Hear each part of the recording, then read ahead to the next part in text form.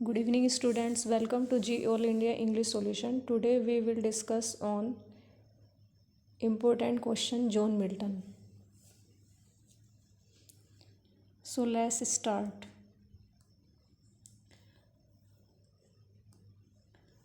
Lycidas is a pastoral elegy written in 1637. First appeared in 1630 collections of elegy. Lycidas Milton की एक pastoral elegy है जो लिखी गई है 1637 में और फर्स्ट अपीयर हुई है 1638 में. Next question is the first who suggested that Saturn SATAN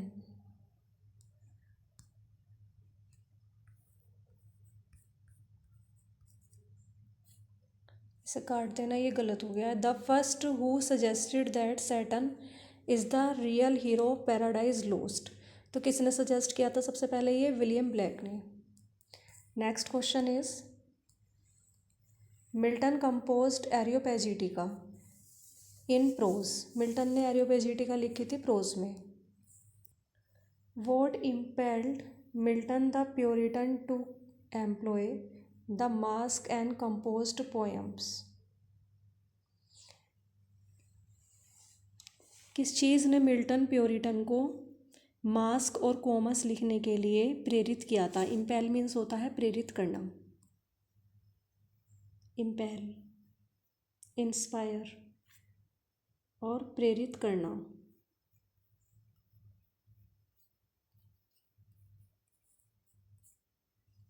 तो किस बात ने मिल्टन को मास्क और कोमस लिखने के लिए प्रेरित किया था? Answer is to emphasize the virtue of over debauchery. To emphasize the virtue of an individual over debauchery in the court. ताकि डिबोचरी पर वर्च्यू को एम्फेसाइज दिखाने के लिए, मीन्स अनैतिकता पर सद्गुणों को दबाव देने के लिए मिल्टन ने कोमस और मास्क लिखी थी. Next question is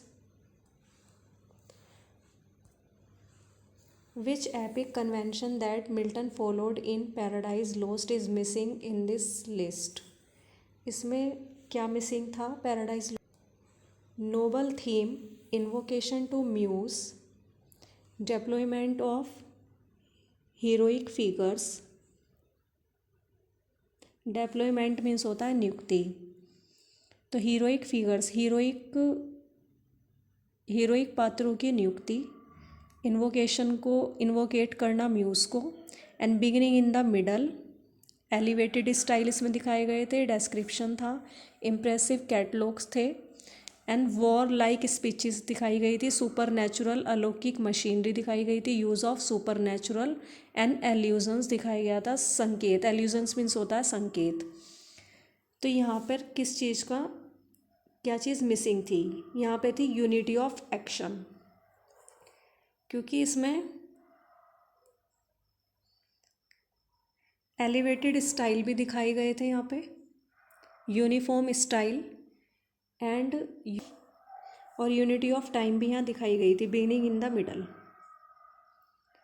and unity of place and unfamiliar dialect भी दिखाया गया था यहाँ पे.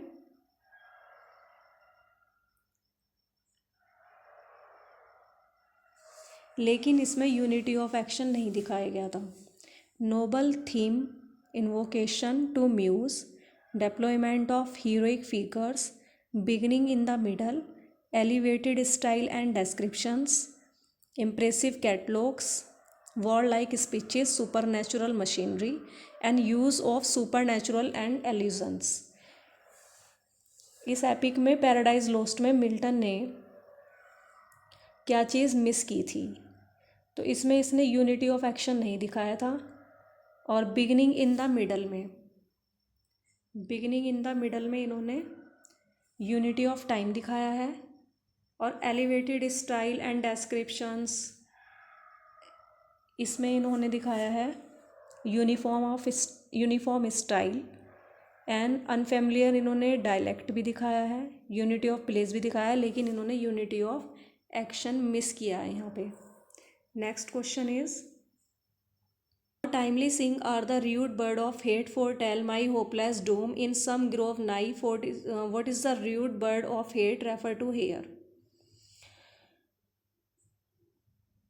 इन लाइन में मिल्टन नाइटेंगल से कहते हैं कि अब समय रहते हुए गाओ, क्योंकि नफरत का एक असभ्य पक्षी आएगा जो कि भविष्यवाणी करेगा पास ही के उपवन में मेरे निराशाजनक विनाश की। तो नाइटेंगल से कह रहे हैं अब तुम समय रहते हुए गाओ, क्योंकि एक नफरत का असभ्य पक्षी पास ही के उपवन में, ग्रोव में, पास ही के उपवन में आएगा और मेरे निराशाजनक, होपलेस, मेरे निराशाजनक विनाश की भविष्यवाणी करेगा। फोरटेल, फोरटेल मीन्स भविष्यवाणी करना। तो what is the rude bird of hate refer to here, cuckoo. तो यहाँ रूड बर्ड बोला है इन्होंने कुक्कू को। Next question is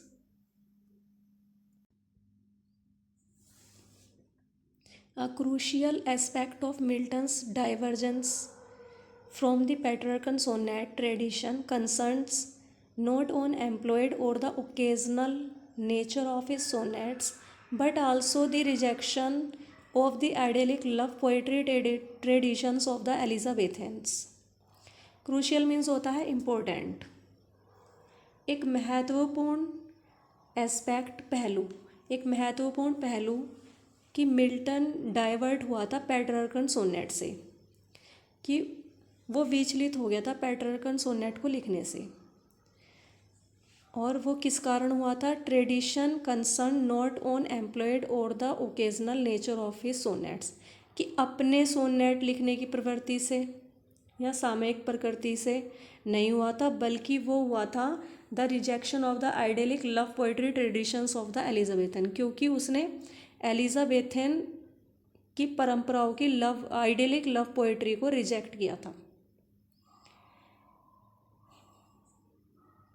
Milton Petrarchan sonnet को लिखने से जो डाइवर्ट हुआ था, उसका एक महत्वपूर्ण पहलू सिर्फ यही नहीं है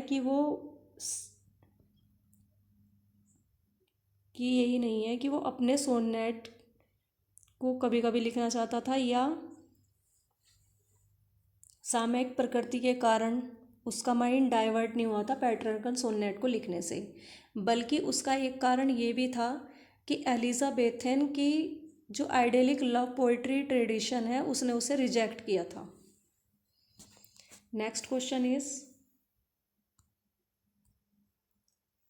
इन which work Milton states that while the still morn went out with sandals grey Lycidas. कौन से वर्क में मिल्टन ये बात कहते हैं कि वाइल द स्टील मॉर्न, कि जब शांत मॉर्निंग चली गई, कि शांत सुबह चली गई सैंडल ग्रे के साथ।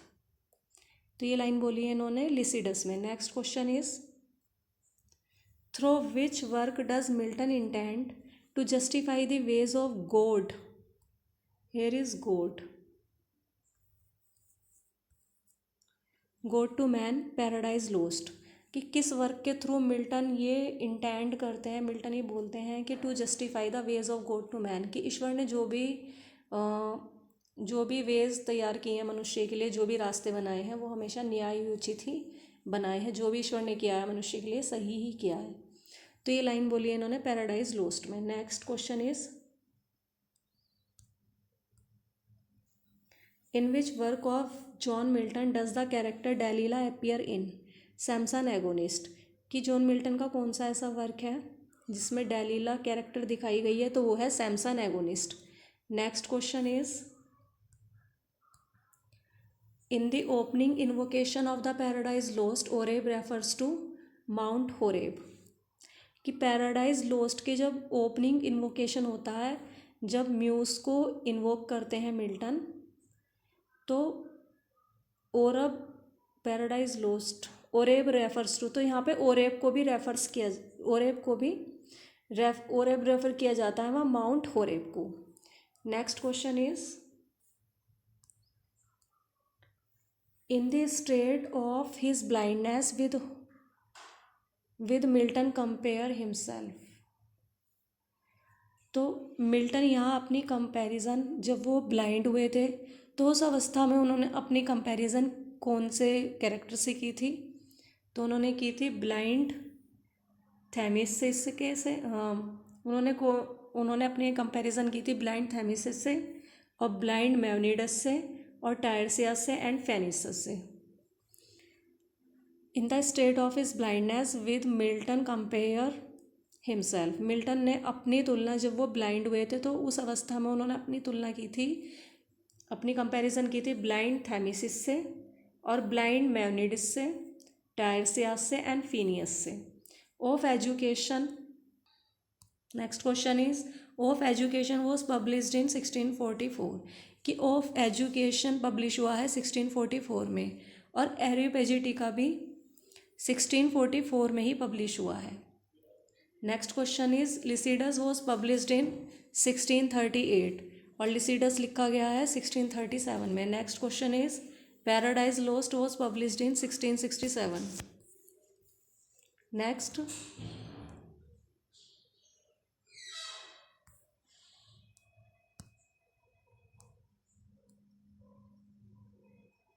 Pastoral elegy was originated by the Sicilian Greek poet Theocritus. Pastoral elegy ये ओरिजिनेट हुई थी सिसिलियन ग्रीक पोएट थियोक्रिटस के द्वारा।